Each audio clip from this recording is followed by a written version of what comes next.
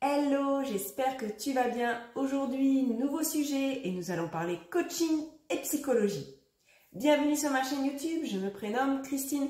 Je suis coach en motivation, coach en changement de vie, coach pour les personnes hypersensibles. J'accompagne les personnes hypersensibles à oser dévoiler leur potentiel de sensible qui est là, qui ne demande qu'à s'exprimer. J'accompagne à accueillir cette merveilleuse sensibilité qui est en nous. Oui, moi aussi, je suis hypersensible, maintenant ultra sensible, parce que j'ai appris à gérer ma sensibilité. J'ai appris à en faire un atout. Toi aussi, tu peux. Toi aussi, tu peux dévoiler ton potentiel de sensible et créer la vie qui te correspond. Deviens sensible et libre, libre et sensible. Je suis coach, je ne suis pas praticienne en psychothérapie, psychologue, psychiatre, psychanalyste. Et il y a vraiment une grande différence. Je ne soigne pas, j'accompagne. Je ne cherche pas la guérison, je cherche l'évolution vers le mieux professionnel et personnel. Je n'ai pas de patients, j'ai des clients. Donc le métier de coach est vraiment différent de celui de psychologue, psychiatre. Les praticiens en psychothérapie vont soigner des personnes pour qu'elles passent d'un état dysfonctionnel à un état fonctionnel. Ils travaillent généralement avec des patients pour résoudre des problèmes de santé mentale.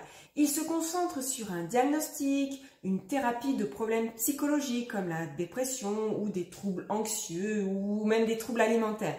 Ils vont entreprendre une démarche pour comprendre le problème, ses causes et libérer les symptômes. Ils cherchent le pourquoi. Alors là, je vais te citer quelques mots qui ne sont pas du tout de moi. Je les ai lus un jour, mais je ne sais plus la source, donc ce n'est pas de moi. Ces mots, c'était en thérapie avec un psychologue, on veut aller bien. Avec un coach, on veut aller mieux. Et ça, je trouve que ça résume vraiment bien la différence entre coach et psychologue, psychiatre, psychanalyste. Le coaching s'adresse aux bien portants qui vivent avec leurs difficultés de la vie quotidienne. Il peut bien sûr y avoir des périodes de déprime passagère que tout le monde vit dans sa vie. Ça, c'est la vie, des hauts, des bas. Mais on ne reste pas dans les bas et hop, on remonte vers le haut. C'est des cycles comme la pluie, puis le soleil, puis la pluie, puis le soleil. Ce que je veux dire, c'est que le coaching s'adresse aux gens qui ont des doutes, des inconforts, qui sont dans des périodes de changement de vie, qui tournent en rond dans une certaine situation ou ne savent pas mobiliser leur énergie pour un projet pourtant qui leur tient à cœur. Ou encore, ils sentent qu'il y a beaucoup plus pour eux, mais ils ne savent pas quoi et ils ne savent pas comment s'y prendre. Ils vont bien, mais il y a ce mais. Ils veulent du mieux ou trouver le comment. Par contre, il n'y a pas de troubles mentaux derrière. En gros, un coaché, il veut améliorer son quotidien. Il veut voir mieux, il veut voir plus grand, il veut se dépasser, il veut dépasser ses limites, il veut réaliser ses rêves. Quand je coach des personnes hypersensibles, leur vie, elle n'est pas ce qu'elle devrait être. Ils ne sont pas bien dans leur vie, ils veulent du mieux, ils veulent aller mieux, ils veulent créer leur vie. Donc, ils me consultent. Ils veulent comprendre leur sensibilité et apprendre à la gérer. Ils veulent comprendre comment eux fonctionnent. Ils veulent se dépasser. Ils veulent dépasser leurs limites qu'ils se sont eux-mêmes imposées ou que d'autres personnes leur ont imposées. Par contre, un hypersensible qui a des troubles alimentaires, par exemple avec un manque d'estime énorme de soi, je vais plutôt le confier à un psychologue ou un psychiatre pour traiter ce trouble alimentaire en premier et par la suite ou conjointement, selon l'état de la personne, eh bien faire du coaching. Avec le coaching, le coach s'adresse à des clients qui veulent passer d'un état fonctionnel à un état hyper fonctionnel. Alors pareil, ces mots ne sont pas de moi, mais je n'ai pas retrouvé la source d'origine. Mais j'aime vraiment ces mots parce que je trouve que ça symbolise ce qui va vraiment se passer d'un état hyper chouette, hyper motivant. Enfin, beaucoup plus motivant et plus épanouissant que l'état actuel que la personne peut vivre. En coaching, comme je t'ai déjà dit, la personne veut du mieux, elle vise le mieux. On aide, nous, donc coach, à atteindre les objectifs fixés. On guide, on motive tout le long du processus. On apprend aux clients à mieux se connaître, à identifier ses forces, à identifier ses limites, à identifier ses faiblesses, à déterminer ses objectifs. Car des fois, un client, il veut un objectif au début et puis au final, il va changer au fur et à mesure qu'il va se comprendre et il va clarifier et puis il va agir.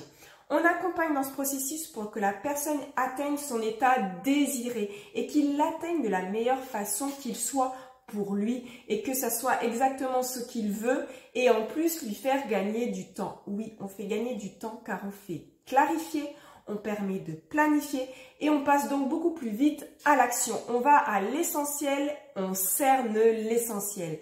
En coaching, on est tourné vers la solution. Alors, on n'est pas tourné vers le passé, contrairement à la psychothérapie. On peut s'en servir du passé, mais plutôt pour trouver une solution. On est plus tourné sur aujourd'hui et sur demain, pour améliorer son demain, pour aller plus loin demain, pour créer son demain.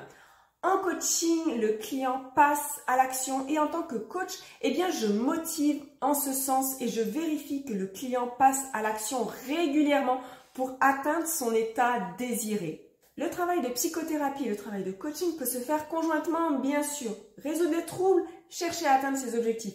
L'un et l'autre aident dans les deux sens, car si on a des objectifs, eh bien on va être beaucoup plus motivé à résoudre son trouble. Et puis si on résout son trouble, eh bien on sera bien plus à même à atteindre son objectif. Je tenais à te faire cette vidéo pour clarifier tout ça parce que j'ai eu quelques demandes qui me demandaient quelle était la différence entre la psychothérapie et le coaching. Chaque métier a son utilité, chaque métier a sa spécificité. Il ne faut pas tout mélanger. Je suis coach de vie et coach professionnel, ça ce sont les termes les plus utilisés. Alors moi je préfère utiliser coach en motivation et coach en changement de vie et coach hypersensible. Car tu sais comme ça qu'est-ce que je fais et en quoi je peux t'aider. J'accompagne les personnes hypersensibles à créer la vie qui leur correspond, à vivre cette vie de sensible pleinement, sans peur du regard des autres, enfin pouvoir se dépasser, enfin pouvoir dévoiler leur potentiel et exploser le game avec leur sensibilité. J'accompagne les personnes hypersensibles à entreprendre ce qu'elles souhaitent personnellement et professionnellement. J'ai différentes formules d'accompagnement en coaching selon ce que la personne souhaite et selon son besoin. Je coach individuellement les personnes en visio avec éveil pour éveiller sur une situation. Il y a évolution aussi si la personne veut évoluer par elle-même. C'est un programme quotidien de 31 jours avec une évolution permanente sur 31 jours. Et où à la fin du programme, tu sais où tu en es, tu connais tes forces, tu connais tes faiblesses, tu connais tes croyances, tu connais tes besoins, tu connais tes objectifs, tu clarifies, tu pars plus dans tous les sens, tu sais où aller et comme si tout devenait évident. J'ai cette troisième formule qui est transformation, et bien qui va combiner évolution et 3 coachings éveil. Et bien là, c'est une transformation profonde. C'est une introspection qui est poussée et personnalisée avec les 3 coachings. Tu clarifies, tu trouves des solutions, tu agis. Tu passes d'un état incertain, de doute, à un état de confiance et de résolution. Je te mets le lien dans la description si tu veux en savoir plus et si tu veux souscrire. Et je te mets aussi un lien pour l'appel de mise en contact qui dure 30 minutes, qui t'est offert. Comme ça, on peut discuter ensemble de tes besoins et quelle est la formule qui sera le mieux pour toi. Dis-moi en commentaire tes ressentis. Est-ce que cette vidéo t'a aidé? Vois-tu maintenant la différence entre un coach et un praticien en psychothérapie? Abonne-toi à ma chaîne YouTube si tu veux plus de contenu. Je te remercie pour ton écoute et je te dis à bientôt pour une prochaine vidéo et un prochain sujet. Bisous!